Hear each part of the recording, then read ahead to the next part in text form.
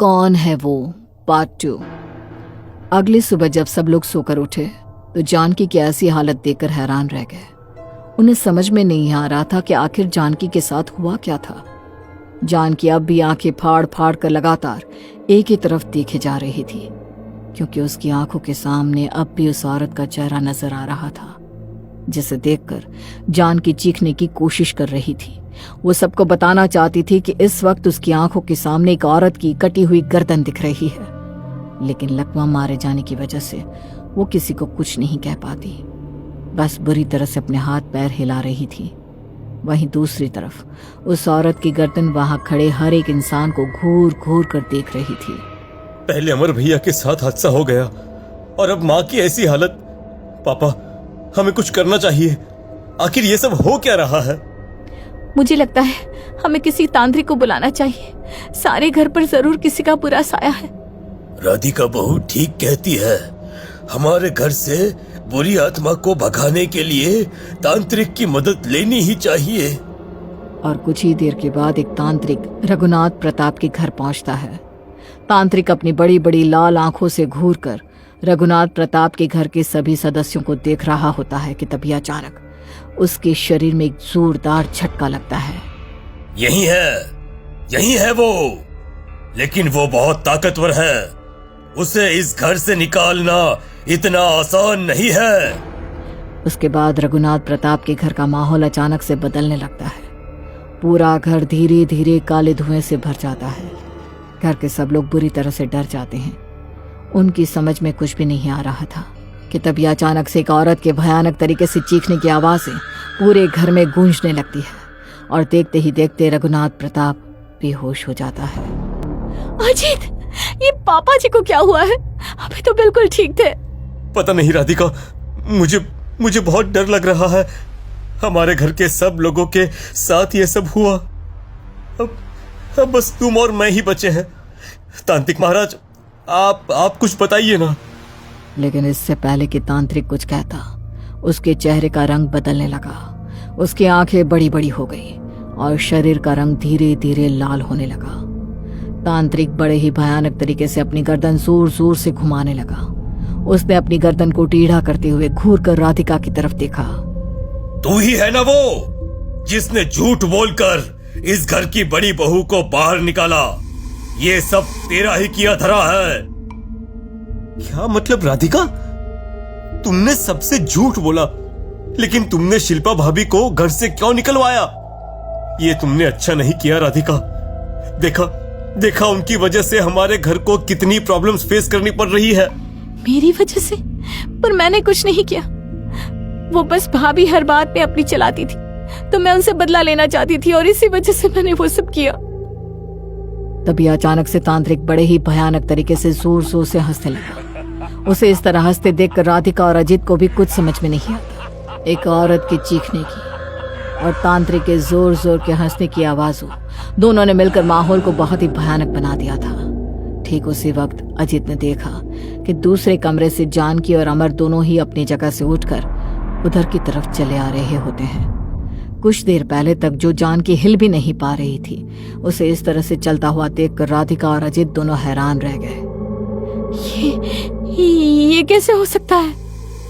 पर अब जैसे ही जानकी और अमर उस जगह पर पहुंचे तो अचानक से सब कुछ शांत हो गया। तांत्रिक ने अपनी गर्दन को घुमाना बंद कर दिया और वो जानकी के पास जाकर उसके चेहरे को घूर कर देखने लगा। इसके बाद उसने अमर की तरफ देखा और देखते ही देखते तांत्रिक का शरीर धीरे धीरे गायब होने लगा। यह देखकर राधिका की चीख निकल गई। अजीत भी घबराकर वहां से भागने की कोशिश करता है, पर सारे खिड़की और दरवाजे बंद हो जाते हैं। तांत्रिक को इस तरह गायब होते देखकर अमर और जानकी पर कोई भी असर नहीं होता। उनके चेहरे पर किसी तरह के कोई हाव भाव नहीं दिखते। राधिका और अजीत चीख चीख कर उस कमरे से बाहर निकलने की कोशिश कर रहे थे, लेकिन बाहर निकलने का कोई रास्ता नहीं था। तभी जानकी को वहां पर उसी औरत की गर्दन फिर से नजर आने लगती है। उसे देखते ही जानकी बुरी तरह से अपने हाथ पैर छटपटाने और अपनी गर्दन को घुमाने लगती है, और अमर उसे देखकर भयानक तरीके से चीखने लगता है।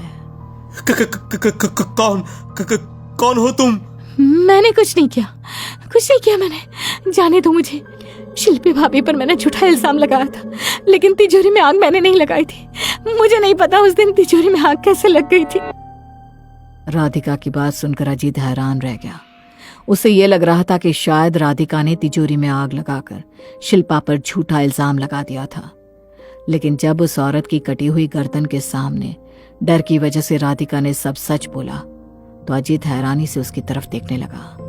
उस औरत की गर्दन अब भी घूर घूर कर अमर की तरफ देख रही थी, और कुछ ही सेकंड के बाद उस औरत की गर्दन एक औरत के पूरे शरीर में बदल जाती है, और सामने जो खड़ी होती है उसे देखकर अजीत बुरी तरह से हैरान रह जाता है।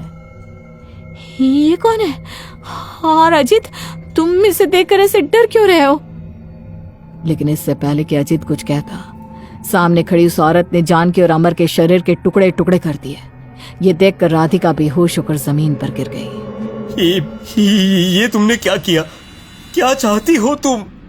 तुमने मेरी माँ और मेरे भाई को क्यों मारा? वो औरत बुरी तरह से चीखने लगी, और कुछ देर तक लगातार चीखने के बाद वो अजीत के पास आकर खड़ी हो गई। भूल गए तुम? मुझे भूल गए? मैं वही हूँ जिसके टुकड़े करके तुम सबने यहीं इस घर की जमीन के नीचे दफना दिया था। तुम्हारी पहली पत्नी अजीत। याद आया कुछ? सिर्फ इसलिए क्योंकि मैं अपने मायके से दहेज लेकर नहीं आई थी, तुमने मेरी जान ले ली। मुझे माफ कर दो, माफ कर दो मुझे, प्लीज प्लीज। मेरी गलती की सजा मेरे परिवार को मत दो, प्लीज। सजा सिर्फ उसे मिलेगी जिसने ये गुनाह किया है। राधिका को मैं कुछ नहीं करूंगी क्योंकि उसे तो कुछ पता ही नहीं। और रही बात शिल्पा की, तो उसे मैंने इस घर से निकलवा दिया है। वो सड़क पर भीख मांगती फिर रही है। इससे बड़ी सजा उसके लिए और कुछ नहीं हो सकती। देखो देखो, मुझसे बहुत बड़ी गलती हो गई है। मैं तुम्हारी मुक्ति के लिए जो कुछ भी हो सकेगा वो सब करने की कोशिश करूंगा, लेकिन मेरे परिवार को छोड़ दो प्लीज। तुम्हारी माँ और तुम्हारे भाई की मौत हो चुकी है, और जमीन पर पड़ा तुम्हारा ये पाप कुछ ही देर में अपना दम तोड़ देगा। एक काम करो, तुम मुझे भी मार दो मुझे भी। मुझे छोड़कर क्या करोगी? वैसे भी तुमने सब कुछ खत्म कर दिया है।